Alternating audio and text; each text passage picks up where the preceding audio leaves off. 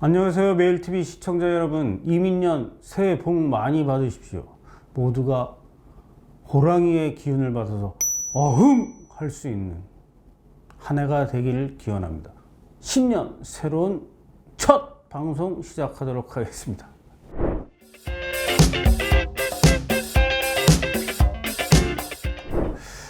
단연코 가장 관심 있는 거는 3월 9일에 있을 우리 대통령 선거가 아닐까 생각됩니다.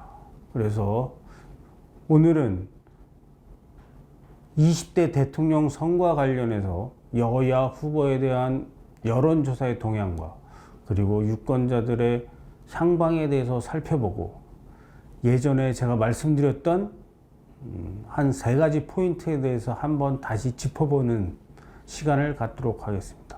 3월 9일이면 별로 남지 않았습니다. 그렇죠?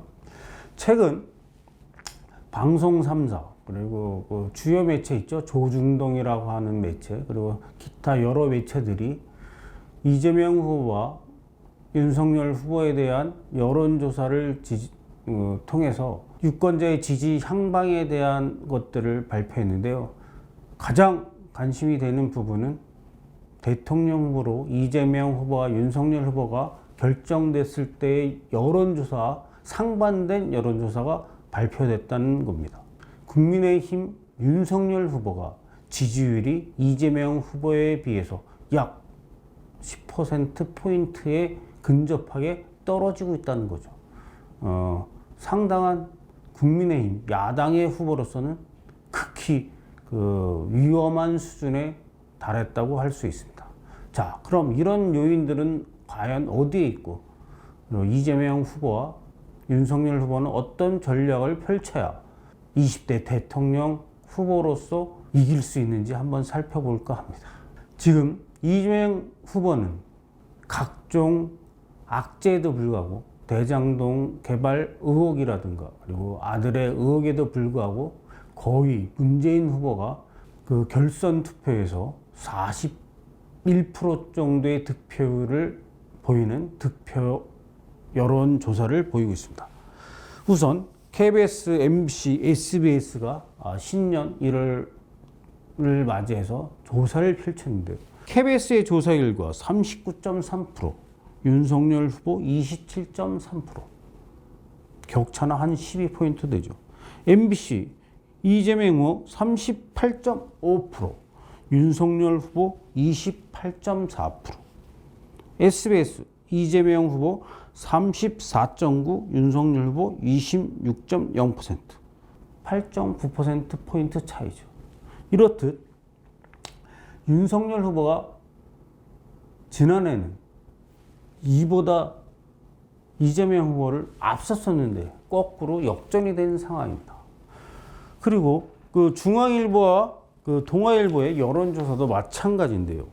중앙일보의 여론조사를 보면 이재명 후보가 39.4%, 윤석열 후보는 29.9%, 그리고 동아일보 여론조사 역시 이재명 후보 39.9%, 윤석열 후보 30.2%, 거의 10%포인트 안팎의 차이로 이재명 후보가 허용오차 범위 내에서 앞서고 있는 여론조사가 나오고 있습니다. 또 여기서 특이할 점은 국민의당 안철수 후보가 거의 두 자릿수 10%포인트로 지지율이 높아졌다고 하는 겁니다. 이것을 봤을 때 윤석열 후보가 지지율을 끌어올리지 못하고 오히려 아내인 김건희 씨의 장모에 대한 부분, 다른 여타의 부분, 그리고 국민의힘 선대의 자중질환, 내홍, 이런 것들로 인해서 많은 유권자의 지지가 실망을 표하면서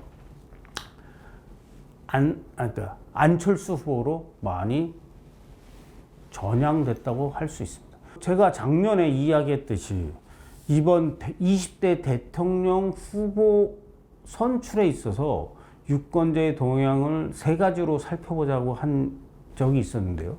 그것이 첫 번째가 더불어민주당의 이재명 후보가 정권 연장에 대한 정권 유지가 아니라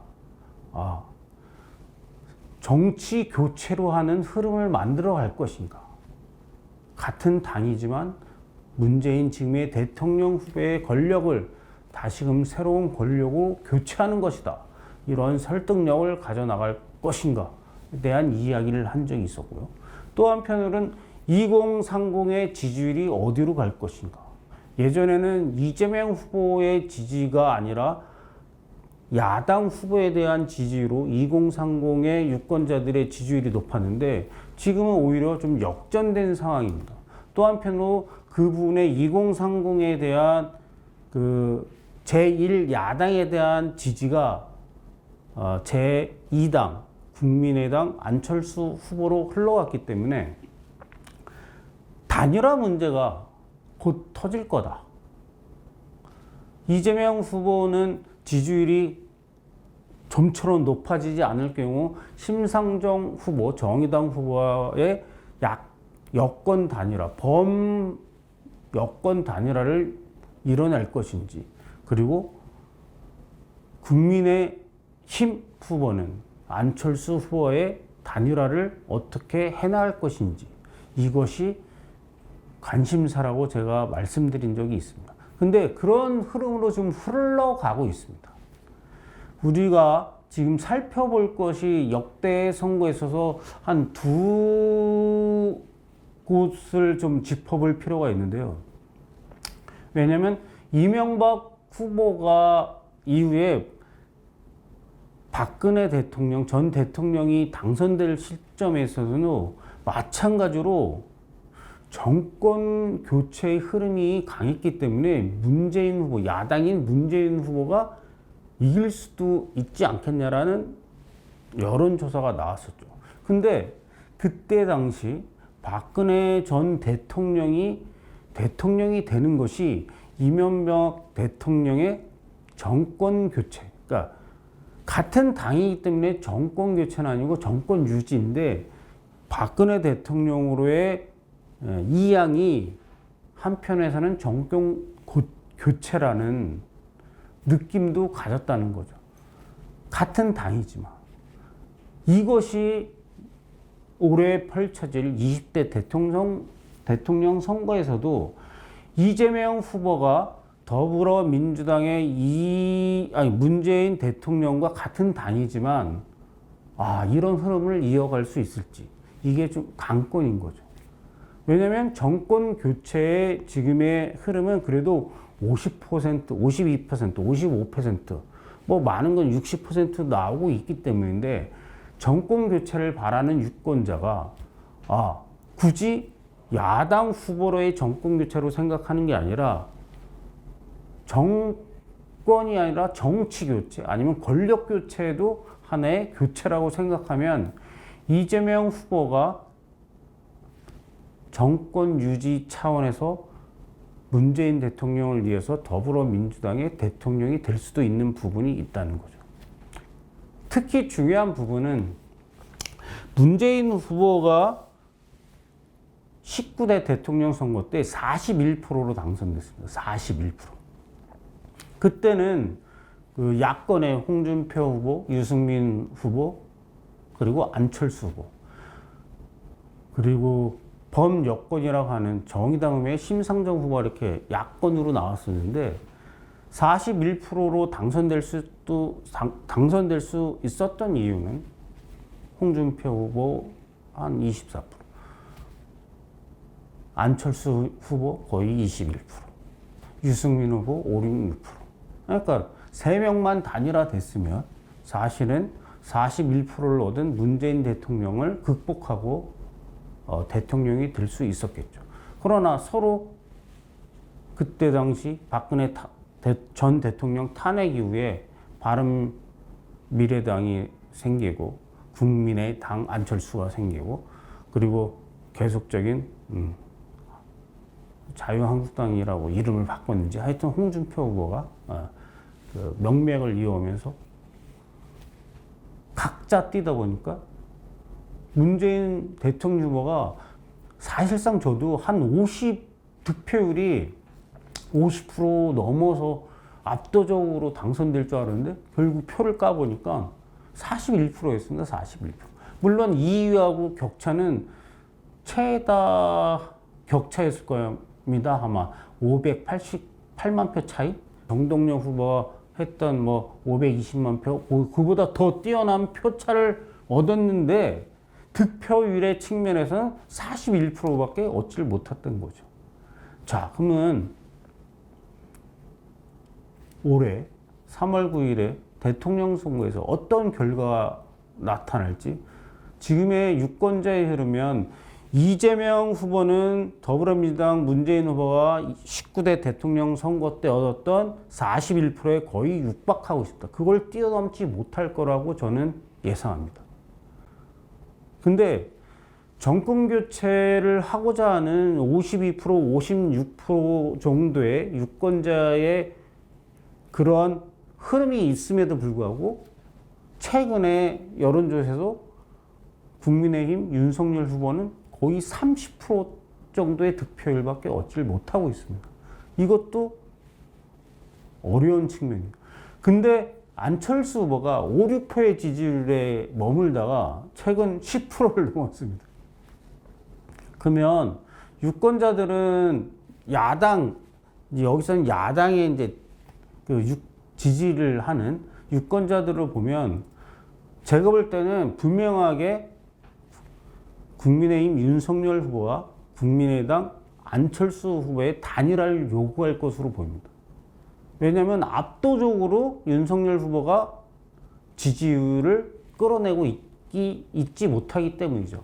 그렇다면 거의 모든 진짜 단결된 힘으로 여러 가지 악재에도 불구하고 40% 안팎의 지지율을 보이고는 이재명 후보를 야권이 이기려면 결국은 윤석열 후보와 안철수 후보의 단일화가 필수적인 조건으로 흘러갈 것으로 봅니다. 아니면 윤석열 후보가 나머지 있는 기간에 득표율, 지지율을 끌어올려갖고 안철수 후보와 그냥 선거 연대를 하면서 정권에 대한 배분? 요 정도로 끝날 것인지. 아니면 다시 한번, 왜냐면 안철수 후보가 지지율이 높고 윤석열 후보가 좀 더 내려간다면 다시 단일화에 대한 부분을 가지고 힘겨루기가 예상됩니다. 이렇기 때문에 더불어민주당 송영길 대표는 안철수 후보하고도 이재명 후보와 함께 할 수도 있다, 이런 메시지도 던지고 있는 것이 사실입니다. 근데 안철수 후보는 일단은 이재명 후보와 함께 하는 건 좀 거부하고 있는 상황이거든요. 근데 지금에 있어서 지지율이 높아가고 완주를 하겠다는 의지를 표명하고 있지만 어느 순간 이제 한 15일 정도, 한 20일 정도 지나면 본격적인 야권 단일화 이야기가 부상될 것으로 보입니다. 이렇게 됐을 때 윤석열 후보와 안철수 후보의 멋진 단일화가 이루어지면 진짜 팽팽한 이재명 후보와의 양자 대결 구도를 좀 만들 수도 있을 것이라고 생각됩니다. 유권자 여러분들은 정권 교체를 바라는 유권자도 있고 지금의 정권 연장을 바라는, 정권 유지를 바라는 유권자도 있을 것으로 생각됩니다.